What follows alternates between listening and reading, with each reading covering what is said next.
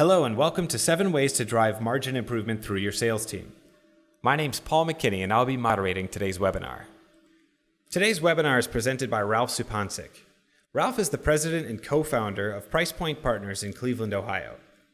PricePoint is a pricing and margin management firm that provides tools and expertise to drive margin growth for B2B companies. Ralph speaks about pricing and margin management at major universities, associations, and companies across the country. He has also been featured in publications including The Wall Street Journal, Industry Week, Fortune Small Business, CFO Magazine, and Marketing News. Please welcome Ralph to our webinar. Well, thank you, Paul. Thanks for the introduction. We've got a lot to get covered here today during our webinar, so let's just jump in and get started right away. First off, your sales team very well may have more control over the financial performance of your business than any other function in your organization. Now that's a pretty bold statement, but if you think about it, most companies tend to look at their customer-facing teams just to deliver top-line sales. Job descriptions, performance metrics, compensation and incentives, training programs are all typically designed to affect revenue and top-line sales. The reality, though, for many companies is that we're missing a huge opportunity to drive margin improvement as well. So in order to understand this concept and this comment, let's take a look at a very basic profit equation. So if we look at a fundamental equation, profit is equal to sales unit volume times price for those units minus cost. Okay? Again, a very fundamental basic profit equation, but it begs the question, what can the sales team influence across these three fundamental profit drivers? Okay, so let's take a look at what some of those might be. First off, do we expect the sales team to impact sales volume? The question is absolutely. It's their job. It's what we expect them to do. For many businesses, the sales team may also have some responsibility or ability to affect pricing as well. We know that when we work with wholesale distribution companies, that in most cases, sales teams can have a tremendous impact on the final decision of price setting. In fact, in many cases, sales individuals are the ones that are setting prices in the field for their customers on a day-to-day basis. In other situations, we might find the sales team that has some ability to simply discount off of a list price or a target price. And then finally, in the least influential situation, we've certainly seen where sales teams can weigh in and influence management in their decisions to set prices, either a positive way or perhaps in a negative way. So there are clearly situations where sales teams can impact the pricing in any particular business. Now let's look at cost. The sales teams really have the ability to impact cost, not to any great extent. Most often cost within a distributorship, manufacturing organization, almost any B2B sort of business or service is really controlled somewhere else in the organization. Other than travel and entertainment expense, salespeople typically don't have a lot of impact on cost. So what we can see in the end here is that sales teams can, and often do, have control or influence over 2 out of the 3 primary profit drivers. Now we know there's other things here as well, like mix, product mix, customer mix, churn, and things like that that can enter into the profitability of a business. But looking at these 3 fundamental and most highly leveraged profit drivers, we can see where perhaps 2 out of 3 of the profit drivers are influenced by the sales team. So let's look forward then at those profit drivers. One of the keys to eventually getting some control over profitability or influencing profitability through the sales teams, meaning that we can start to measure some of those items that our sales team has got some influence over, meaning sales and price performance. Using that old statement, what gets measured gets managed, really applies here. So we know in most cases, in almost every case, I don't think we've ever met a company that isn't somehow measuring sales performance. That's a given. To one extent or another, sales performance is being measured. But what we find is not everybody is really measuring price performance. And if we understand the effect that price can have on profitability, it becomes something that we absolutely want to measure and manage as we go forward. That being said, I recently did a public speaking engagement in front of 40 manufacturing executives in the Cleveland, Ohio area. And I asked this group how many of them are managing, or let me correct that, how many of them are actually measuring price performance in one way or another. And to my surprise, not a single hand was raised. Nobody in that particular group is measuring price performance. Therefore, we really don't know in those cases how price is influencing our margins and our profitability month to month, quarter to quarter, year to year. McKinsey and Company did a study a number of years ago. Many of you may have heard of that, where somewhere between where a 1% price improvement will impact EBIT for the average U.S. company somewhere between 10 and 11%. That's a factor of 10 to 11 times. So price is very, very powerful. It's important to manage that, and it's important to measure that and control that as we go forward. Of course, the third piece to this is cost calculations and understanding how cost performance, right, is impacting profitability as well. Even though we know that most sales teams don't have a lot of influence over cost, we do know that cost can impact profitability overall, so we need to account for that. And of course, finally, in the end, once we consider these first three profit drivers, we can then finally see what our margin performance is.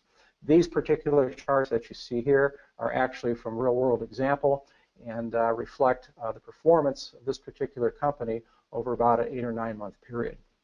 So let's take a look further at breaking this down just a little bit deeper and bringing a mindset towards getting granular and really beginning to drive profitability through the sales organization. In this particular example here, we want to measure performance of those margin drivers either at the individual rep or perhaps at a sales region or geographic sales level detail. In this example here, we've got a number of sales representatives where we can see their sales performance, we can see their price performance, and in a moment I'll talk about how we measure that. And then lastly, of course, we can see the margin performance for each individual salespeople. Now, we see a lot of companies out there that are certainly measuring their sales performance by individual rep. We also see them measuring margin performance. We don't see a lot of people measuring price performance for individual sales representatives. That's a key component, that if your sales team has some ability to affect prices in the marketplace, this should be a key measurement and tool going forward to help manage that. So let's take a look at price performance. I've mentioned that a couple of times. And how do we measure price performance? Now, I know many of you that are on this call today are no doubt already measuring price performance to one extent or another, but it's been our experience with a number of different companies that this is something that's not being managed or measured on a regular basis. So one of the simpler ways of doing this is to first take and start and measure your price performance in an item-by-item level, by customer level, if you will. So what we're looking at is transactional line item detail for every item that is sold to every customer over a period of time. And so what we'll do is we'll start with a baseline price period by which we want to measure against. We will then take the new prices that are established in the new time periods going forward. The difference between those two prices times the number of units sold gives you an overall number for price performance overall. Now, price performance can either be positive, where our prices are rising, or they can actually be negative. In this chart that's shown below, you can see where in most months here, prices were positive, but in the month of February and the month of April, you can see that prices actually retreated for this particular business, and we can now begin to perhaps understand how margins were impacted during those months. There are other ways of measuring price performance, depending on the type of business that you're in. We can measure, for instance, by discount off of list price, starting with some list price targets, and then measuring the discounts that we actually realize off of those. That will give us a good indication of what our price performance might be going forward, or maybe what we're capturing off of list price or a target price. So there's a number of different ways that price performance can be measured and managed. The key, of course, is to be measuring price performance, being that it is the most significant profit driver of all the ones in our business. So let's move forward now to a next way to improve our margin performance through the sales team. Providing pricing insight to the sales team can be tremendously beneficial. What we see in most cases with manufacturing companies, with distribution companies, B2B companies, is that oftentimes salespeople are out there with some responsibility for setting or adjusting price, but they don't have a lot of visibility to what other salespeople in their organization are doing. Okay? So if we have that visibility and we can see what others are charging, it gives us some insight and gives us some confidence to be able to perhaps price better as we go forward.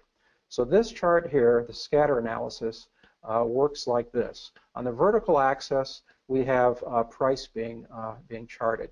On the horizontal axis at the bottom, we have customer annual spend, which is defined as the total sales to any particular account for typically a 12-month period. This is total sales for all goods and services purchased, not just a specific SKU. However, this chart is set up for one specific SKU. In this particular case, it's a packaging tape. So what we see in this particular chart is almost a shotgun blast, if you will, of different price points depending on the size of the customer or the annual spend. But what we typically see, indicated by this green box, is the smaller accounts having a very wide variance in prices. In this particular case, we're seeing prices that are well under $1.50 to prices that are approaching nearly $3 for the exact same unit. And by the way, this is in the exact same market segment for this particular company. So we have a very wide range of prices here that are being charged. And one of the reasons for this is that most businesses tend to focus very heavily on their large accounts. Large accounts are very demanding. We have a lot of sales volume, a lot of profit dollars coming from those accounts. So there's a lot of attention focused on large accounts. Those large accounts have a tremendous amount of buying power, and they will negotiate very hard on their prices. They tend to get better pricing because of the volume that they purchase. What we often see happening is the smaller accounts are largely ignored by many companies because they're small accounts. However, when they're aggregated together, like you see in this green box in this example, they can represent a significant amount of margin improvement through price improvement.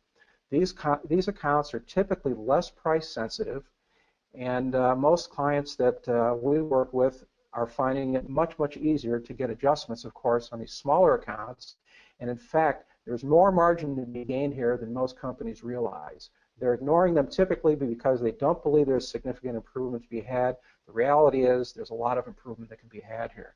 So what we look to do in these particular situations is encourage our salespeople to take those low-lying prices that are down below that average line and move those upwards to be on par with their other peer accounts and peer buyers, and that's where a significant amount of price improvement can come from. We have some companies who even present this sort of a chart to their salespeople so they can make those judgments on their own. It's very insightful, helps them to kind of broaden their perspective of what others are doing within the organization, and they may just find that they're about to price something at a much lower level than perhaps the marketplace is generally able to accept. So using a scatter chart to measure price performance, historical performance, can be very helpful in setting prices going forward. If you're in the type of a business where you don't have made-to-stock sort of products, but you've got made-to-order sort of products that you have in, say, many manufacturing-type enterprises, you would use this exact same type of chart, except instead of plotting by price, you would plot by gross margin or some profit margin measurement, because you haven't got a common price across different items that you're selling. Each one of your items may be customized, and so this chart can change to become a measurement of gross profit and be able to manage and adjust prices going forward on that basis. Okay. So the next thing to look at here is to really begin to pay attention to sales margin performance. We certainly see some companies that do a good job of this, but we like to think of the sales team as being not only a source of sales and revenue, but a source of margin. We like to think of them almost as a profit engine of themselves. And so what we want to start doing is identify the profitability for each sales rep. In this particular case, we've got Rep A through Rep J, okay? and identify those salespeople that are most profitable. Peel those people back, so to speak, and understand what's making them so much more profitable than anybody else. Are they doing a better job at selling a product mix? Perhaps it's a customer mix. Perhaps they're just getting higher prices than anyone else. We don't know until we peel that back and really understand what's going on there. So what's the difference between rep A and B who are at 34 and 38% versus the reps that are down at the bottom in this particular case that are least profitable? Now, if you note in this particular example, rep J at the very bottom has more revenue than any other salesperson for this business through this period of the year-to-date sales, about $2.8 million in sales. This person also has the lowest margin of any salesperson in the organization. This is a real-world example that we've worked with for the last couple of years, and what we learned was, in peeling back at this situation, is that rep J was actually selling on price, okay? Getting the volume up there, but really sacrificing the margin. So in the last couple of years, this individual has been worked with and trained and coached in matters of price performance, if you will. We'll talk more about that later. And he had actually moved from just under 20% gross margin to up to 23.1. So a lot of good progress and improvement made there. And oftentimes, it's not surprising to see the higher volume salespeople having lower margins, but it is worthwhile peeling those back and understand what's going on. So lastly, we want to prioritize our accounts by most profitable as well and guide our sales teams to focus their efforts on the highest areas of opportunity. Again, this gets back to mix issues, directing our salespeople towards the more positive mix situations, be it either product or by customer. So let's now talk a little bit about getting our sales team on board with pricing and getting them in a position where they can protect their prices.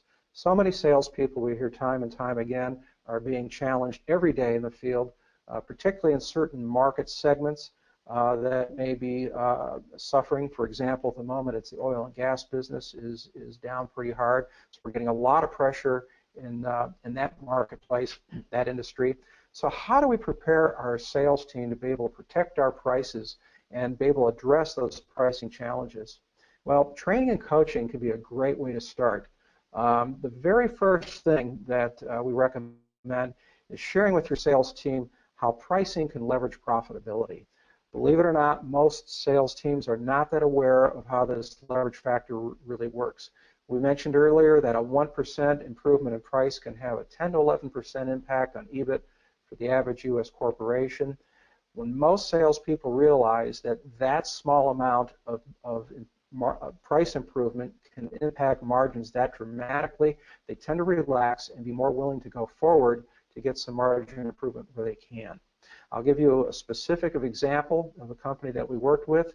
We introduced this concept to their salespeople. Salespeople left this training program saying, we can get 1%. We're going to add 1% to every quote that we do. What I learned later was that they were able to get the 1% without any problem, so they started moving to 2%. In many cases, they were able to get to 2% without losing any business. They pushed it in some cases to 3%. It ended up being a huge impact for the company on a tactic that is really pretty simple. So you might be surprised what you can find by just educating our sales teams on getting just small improvements in price performance. Secondly, how do we equip our sales team to negotiate prices in these competitive markets? When we're selling to a new customer or a new product to an existing customer for the very first time, getting that price point set right out of the box is really important, because essentially we're establishing an anchor point for the buyer. The buyer may later on try to move us off that point at some point down the road, but initially we need to be sure that we can negotiate prices with our buyers that are going to reflect the value that we're truly delivering to the marketplace. So training and coaching along those lines is very important. The third piece here is equipping our sales team with strategies to protect your pricing. And what I mean by that is situations where you have an existing customer, an existing buyer, who may be buying a large volume or a large quantity of product from you, and that buyer now comes to you and is looking for a price reduction. We're seeing these happen all the time lately, We know of one particular situation with a chemicals company who has a $20 million a year customer. This customer has now asked for a 6% price discount across the board. Unfortunately, the salesperson in this case has all but agreed to that price discount, which may in the end up costing this company $1.2 million in lost profits. So knowing how to respond and protect your prices is absolutely key. There are a number of different strategies that can be used that you can equip salespeople with that will give them confidence out there in the marketplace. Next, how to sell your economic value. Everything you sell through your organization brings some economic value in most cases to your customers. We need to understand what that economic value is. Salespeople need to understand it, and they need to be able to communicate that value and convince buyers that we were worth every penny that we were charging for a product and service. Again, a good solid training program around that concept does wonders. Lastly, there are a number of sales tools out there to help drive better price performance, help salespeople get the prices that they truly deserve. That's another piece that could be included in here. There are specific training programs that focus just on these things. You will not find these sort of concepts covered in your Sales 101 programs or any generic sales programs. Look for training programs that are focused on helping salespeople deal with these issues. Let's move on then to the next category here, and that's performance management. So in looking at managing performance for sales teams, we first look at including price or margin performance requirements in job descriptions. In most cases, in many cases, we certainly don't see price performance included in job descriptions. But this is a great opportunity to change the job description, add these components to it, and sit down with the salesperson or the sales team and explain what we're doing and why it's important to the company. This just helps drive the point home that managing price and managing margin in the field is important to our organization. Secondly, set price or margin team and individual goals. Now, in setting price goals, there can be a number of ways of doing this. In the simplest of ways, you can set a specific percentage amount. Let's just say it's 1.5%. Set that as a goal for your sales team members and have them try to achieve that in the next 12 months and measure, using your price performance measurement that we talked about earlier, measure their achievement versus what the goals are. Fairly easily done. It can get more complex and more segmented than that by identifying specific pricing segments or market segments or product groups or categories, but setting price goals and holding our sales team accountable for that helps drive the point home. And lastly, consistently measure and report price and margin performance to your sales team. We showed this just a little bit earlier. You can see it on the chart on the left.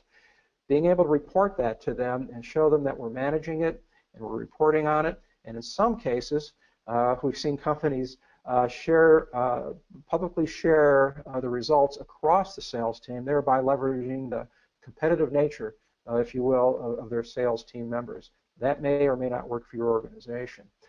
But managing performance and making it a big deal that price performance, margin performance is important through the sales team will go a long way in helping to change the culture.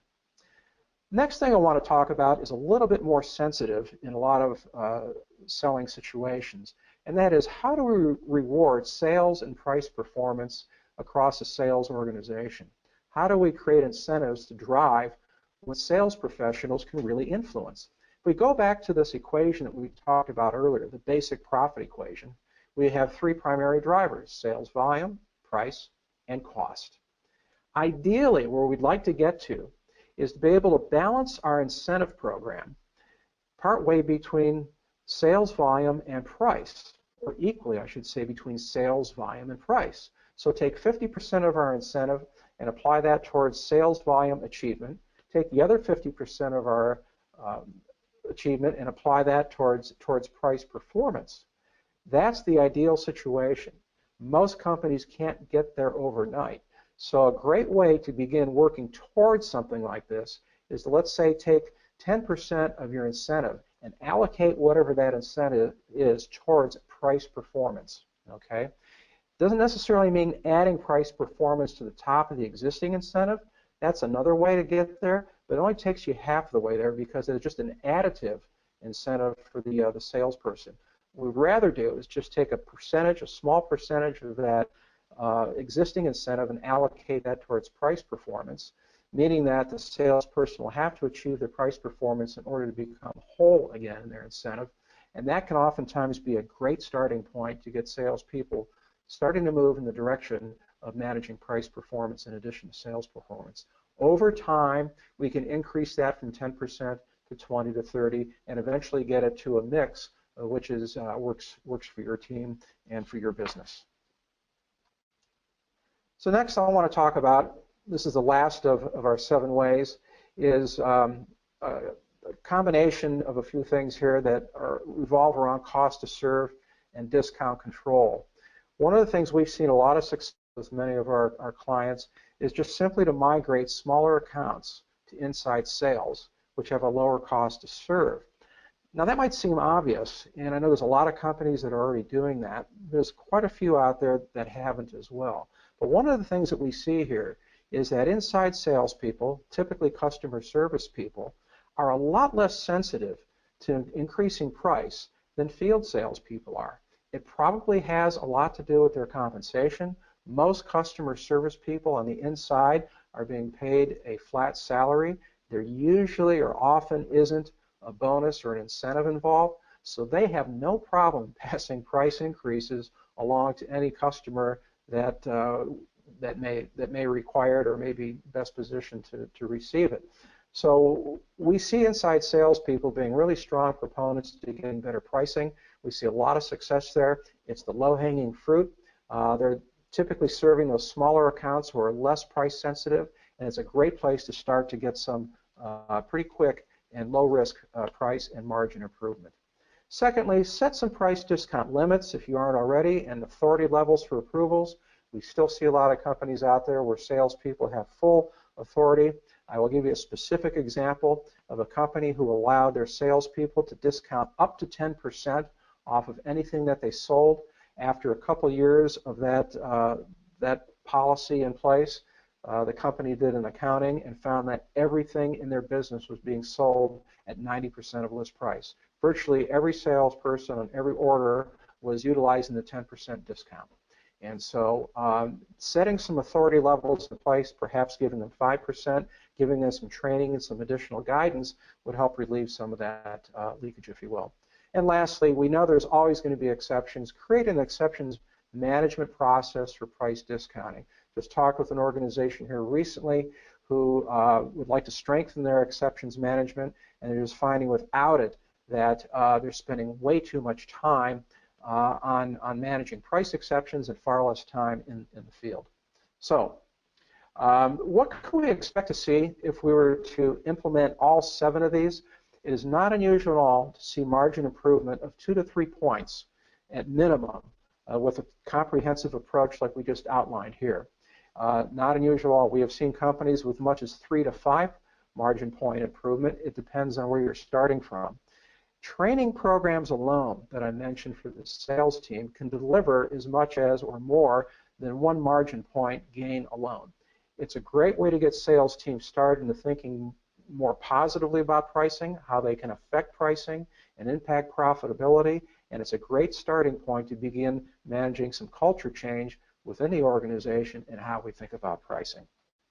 And lastly, as I mentioned, sales team culture can be positively affected by any of these and get people moving in a positive direction and thinking more positively about price. So everything that you've seen here today in terms of our charts and our graphs are visualizations that have been created by Acuity Margin Management, which happens to be a product by Price Point Partners. It's a cloud-based system that uses transactional data to identify opportunities for margin improvement, enabling you to make very quick decisions that directly impact margin performance in a very short period of time. So I'd like to open it up now to questions for myself.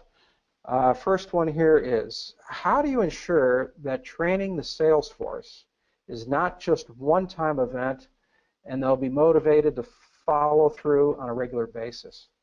Well, that's a really good point.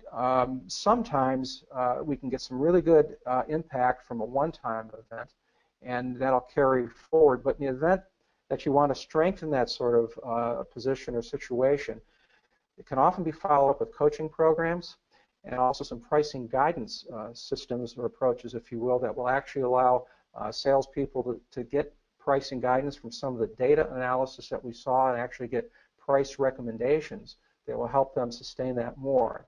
We talked about the use of incentive programs and building those in place. Those also go a long way. And as I mentioned, the training. So there's a number of things that you might want to consider in order to carry forward on a more permanent basis the impact that we can get from our sales programs.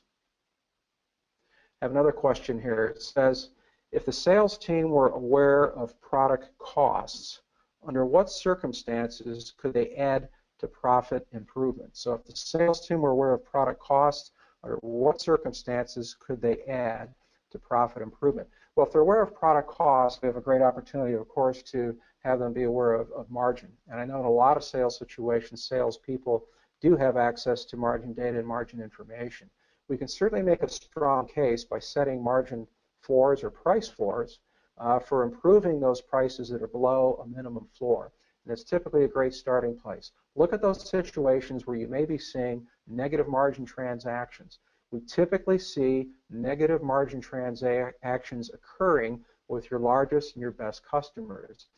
As mentioned earlier, those accounts tend to arm wrestle and negotiate very hard and very well for their prices, and oftentimes they will push us below the point at which we're at a positive margin. So looking first at negative margin, and then secondly, of course, low margin applications and situations is a great place to start and leverage that knowledge on cost and profit margin.